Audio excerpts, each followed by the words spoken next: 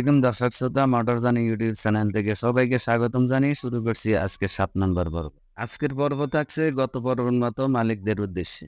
চলুন এবার চলে যায় মূল আলোচনায়।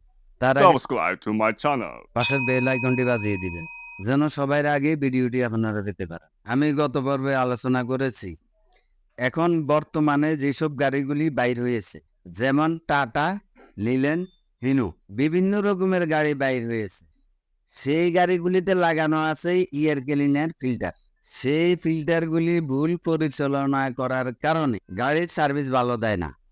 কারণ হচ্ছে tata TC, linen টাস্কা super, হিনু 1J এবং ইসুজু।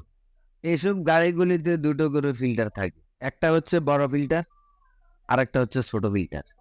আপনারা করেন কি, বড় ফিল্টারটা রেখে ছোট ফিল্টারটা আপনারা ফেলে দেন। ভুল করেও আপনারা ছোট ফিল্টারটা ফেলে দিবেন না, কারণ ছোট ফিল্টারটা ইঞ্জিনের অনেক সেভ করে। এখন আপনারা আমাকে প্রশ্ন করতে পারেন, ছোট ফিল্টারটা কেন ফালাবো, আবার কেন সেটা রাখবো, এইটার কাজ কি? এখন আপনারা আমাকে প্রশ্ন করতে পারেন কেন ছোট ফিল্টারটা রাখবো আর কেন যে এই ফালাবো।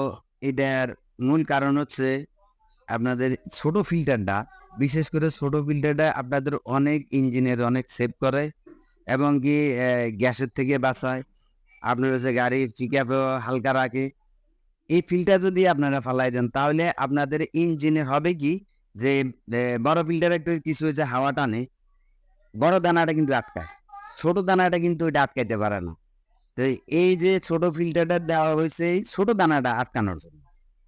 আর এই ছোট দানাটা যখন আপনারা ফিল্টারটা ফালাই দেন, ফালাই দেওয়ানোর পর যে ছোট ফিল্টারের ডিউটি যেটা, সেটা আর কিন্তু করতে পারতেছেন না।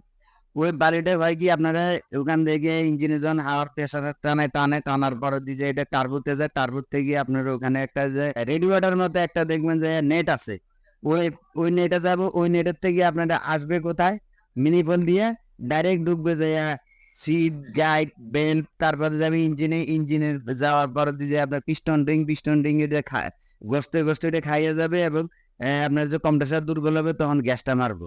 তো এই কারণেই ছোট ফিল্টারটা কিন্তু আপনারা অবশ্যই লাগাবেন। তো এই আজকের মতো যে এই পর্যন্তই, বাকিরা আগামী পর্বে আপনাদেরকে প্র্যাকটিক্যালে দেখাবো। এই ভিডিওটি যদি ভালো লাগে তাহলে লাইক কমেন্ট শেয়ার করে দিবেন। আল্লাহ হাফেজ, আসসালামু আলাইকুম রহমতুল্লাহ ওয়া বারাকাতুহু।